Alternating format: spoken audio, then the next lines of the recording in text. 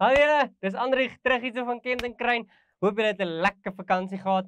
Vandag gesels ons oor nie oor die beste storie wat daar is in die Bybel. En ons gesels oor Opstanding Sondag of soos baie mense dit ken, Paasfees.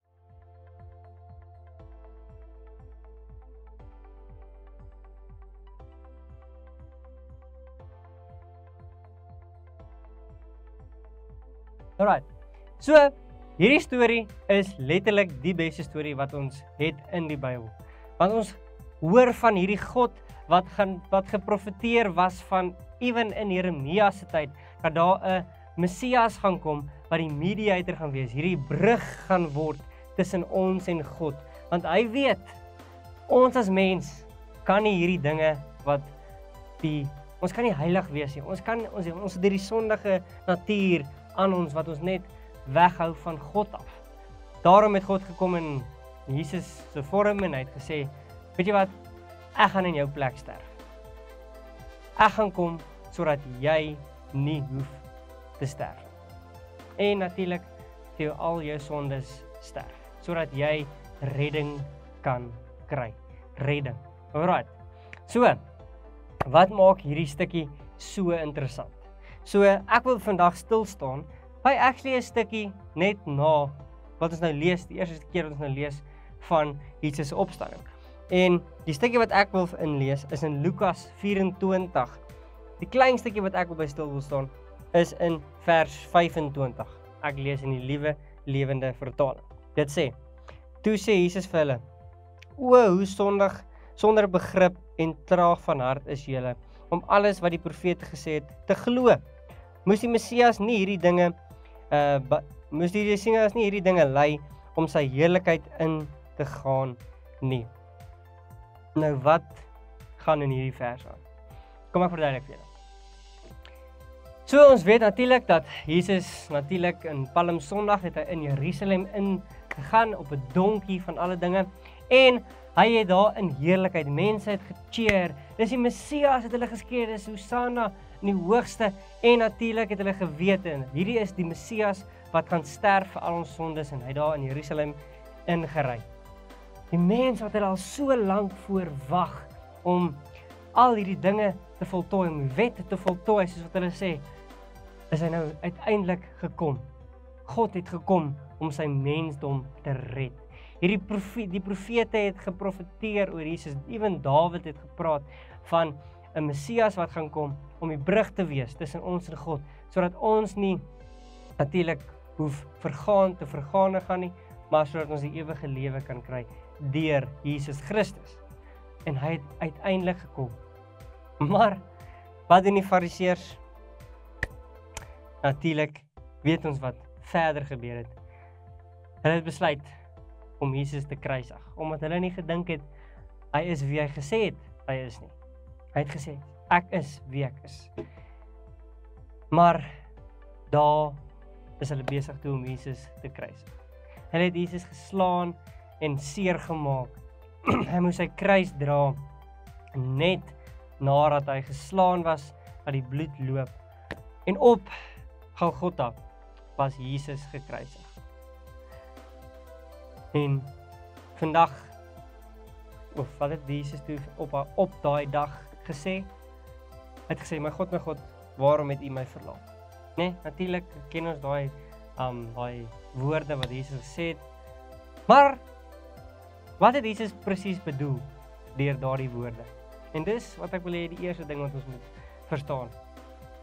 Wie van julle sal, as ek sê, kom ons sê ek sê gou vir julle die volgende lirieke van 'n song, né? So kom ek sê, don't stop. Wat gaan jy sê? Natuurlik gaan jy sê, believe it, hold on to the feeling. Natuurlik, vir die ouer mense, julle sal dit verstaan, dis 'n lekker liedjie. Ek luister nie die goed wat die jonger mense ken nie. Maar ons weet, né, natuurlik, wat kom na dit? Ons weet as hulle hierdie lirieke sê, kom hierdie na dit. En dit was dieselfde in Jesus se tyd, hè. Die Fariseërs moes die Bybel letterlik uit hulle kop uitken. So vir hulle, as jy gesê het 'n versie in die stukkie in die Bybel, het hulle letterlik geweet, nee, jy haal nou hierdie persoon aan in daardie tyd, want hulle moes die skrif geken het. En toe Jesus Psalm 22 quote, het hulle geweet. Dis wat hy quote, toe hy gesê het, my God, waarom het jy my verlaat? Het hulle geweet, dit is nou Psalm 22 wat hy quote. En Psalm 22 begin met, my God, waarom het u my verlaat? Maar hy eindig nie so nie. Hy eindig met, wat hy sê, maar God het my nie verlaat nie. Hy sal my selfs in die doodskade, sal hy daar wees. Hy sal my nooit verlaat nie. En dan gaan dit oor van Psalm 22 na Psalm 23 wat sê, hy sal selfs al gaan ek die deur doodskade, sal hy my daar wees.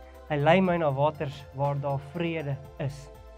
So in Psalm 22 begin dit met dit, maar dit eindig in Psalm 22 nie so nie. En selfs in die begin van Psalm 23 gaan dit aan en wys dat God ons nooit sal verlaat nie. So dis die eerste ding wat ek julle moet onthou van vandag se versie, vandag se les. God sal jou nooit verlaat nie. Maak nie saak wat jy doen nie. Hy het juis gekom sodat hy kan sterf vir jou sonde. Maak nie saak hoe vuil jy voel nie. Maak nie saak of jy gedink het, God kan my nou nooit vergewe vir hierdie ding wat ek gedoen het nie. Hy het klaar aan die kruis vir jou sondes gesterf. So dis die eerste ding wat ek wil jy moet onthou. Maak nie saak hoe stout jy dink jy is nie, maar dit beteken nie jy moet stout wees nie. Paulus maak dit vir ons baie duidelik in Romeine 2 tot 8. So, hy sal ons nie verlaat nie. Okay? Hy sal ons nie verlaat nie. So selfs al voel jy vuil, hy sal jou nie verlaat nie. Hy is daar. En ons gaan nou met die aktiwiteit dit bevestig. Alright. So die volgende ding wat ons nou wil by stil staan, is die versie wat ons gelees het in Lukas 24. Hierdie mense wat so opgewonde was vir hierdie Messias wat uiteindelik gekom het hulle toe gekruisig en begrawe. En Kleopas was toe op pad uit en hy en 'n vriend het geloop. En natuurlik, ons lees in die versie dat hy 13 kilometer geloop het. Ek meen, imagine hoe ver is dit? Kom ons kyk net gou. Hy het 13 kilometer geloop na die dorpie uit Jerusalem uit, na die volgende dorpie toe. En hulle was moedeloos. Hulle het gesê, hulle het die enigste Messias het hulle toe doodgemaak. Min wetend dat hy eintlik nie dood is nie. Toe Simon Petrus by die graf kom van Jesus, raai wat kry hy?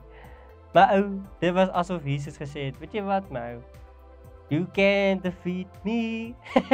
Nee, toe hulle daar kom, dis dit boep, die graf is weg. Die graf is leeg, maar nie weg, die graf is nie leeg nie, maar die graf is nie weg nie, maar hy is leeg. Daai groot steen wat hulle voor die graf gesit het, is weggerol. Dit op my eie is vir my soos 'n wonderwerk. Want hoe het Jesus daai groot steen net weggerol? Ek dink Jesus moes soos gegym het, jy weet. Hy was baie sterk. En hy was toe, jy weet, nie in die graf nie. En op pad, toe Kleopas en sy pel nou op pad is na die dorpie toe. Raai, wie loop toe saam met hom? Was saam met hulle? Jesus. Maar hulle het dit nie hom nie herken nie. Dis eers toe hulle by die volgende dorpie aankom en hulle daar sit saam met Jesus en Jesus hierdie brood vat en dit gebreek het, wat hulle besef. Wow! Dis Jesus wat hier voor ons sit. Hy is werklik opgestaan. En dit wys vir ons dat hy werklik opgestaan het. Daar's menigmalige mense wat gesien het hoe Jesus opgestaan het. Maar vandag wil ek vir jou sê deur hierdie stukkie, God het juis vir daai sonde vir jou gesterf. Daai dinge wat jy dink so erg is, het hy gesterf vir jou. En hy het opgestaan, sodat ek en jy redding kan kry. Hy het nie dood gebly nie, hy het dood oorwin, en hy het weer opgestaan, sodat ek en jy natuurlik redding en salvation en sanctification kan kry. Al hierdie dinge. Net vir ek en jou, sodat hy 'n verhouding met jou kan hê. En dis die tweede ding wat ek wil hê jy moet onthou. God wil 'n verhouding hê met jou. Jy is nie sleg. Daar's niks wat jy kan doen wat jou kan skei van die genade van Jesus. Hy wil 'n verhouding met jou hê. En dit is so maklik soos lees jou Bybel. Bid. En jy hoef nie fancy woorde te bid nie. Bid soos wat jy met 'n vriend sou praat. Maak jou kamer deur toe. en bid vir Jesus. Sê net die dinge wat jy wil hê. Of nie wat jy wil hê nie, natuurlik wat jou pla. En dis wat ek wil aansluit by vandag se aktiwiteit. Nou, wanneer jy kyk na hierdie, lyk dit nogals net soos 'n papier. Ek moet sê, ewen 'n ou wat nogals baie verbeelding het, moet nogals cool wees om dit iets uit hierdie uit te maak. Dis soos ek meen, as jy vir iemand gesê het, Jesus het opgestaan, moet hy nogals baie verbeelding gehad het om dit te kan glo. Maar daar's baie mense wat dit gesien het, né? En die profete daarvan getuig dat daar iemand gaan wees, 'n Messias wat gaan kom. So, hierso is wat ek wil hê julle moet doen by die huis. So wat julle doen is, dan gaan julle aan die agterkant wys. Hier is net 'n stukkie wit papier wat julle kan by die huis sommer gebruik. Jy kan hom rondsny, maar ek het hom sommer net in vierkant gesny. Dan is daar 2 blou stukke papiere wat jy vat. Alright. Wat jy so in die helfte deursny en dan plak jy hom. En hier in die onderkant sit jy nou 'n splitpin. Ek het nou nie 'n splitpin gehad nie, so ek het sommer 'n kopspeld daarin gedruk. Dan wat jy doen is jy sit 'n kruis in die binnekant. Alright? En hierdie kruis verteenwoordig nou Jesus, né? Natuurlik hierdie 2 dingetjies wat ons hier sit verteenwoordig die graf van Jesus en dat hy werklik opgestaan het. Dat die graf leeg was, né? Dat Jesus opgestaan het.